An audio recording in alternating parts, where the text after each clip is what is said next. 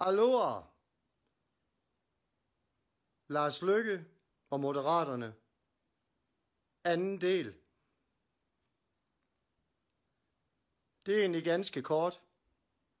De har udtalt sig skriftligt i dag, Moderaterne, altså Lars Løkke som formand jo. For satan i helvede, du er jo ulækker.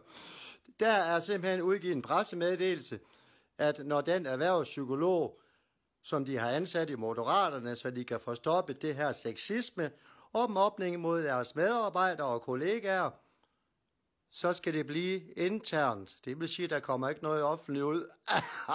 Det er de blevet enige om, skriver de. Men hvor mange er blevet enige om det? Selvfølgelig lederne, det er klart, det er topstyring, og så har vi, det er, behøves man ikke, og det er jo, så kører det sådan her, og så stopper den her.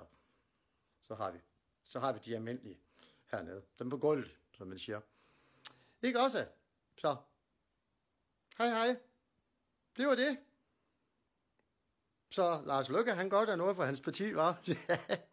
Du ansætter en erhvervspsykolog, men der må ikke komme noget frem. Tror du nu også ikke, at der måske er nogen, der lige piper lidt i partiet, der er ikke inde med dig? Måske nogle af dem, der har været udsat for sexisme eller mobberi. Det ved man aldrig, Lars Løkke, men det var anden del af Lars Løkke. God aften.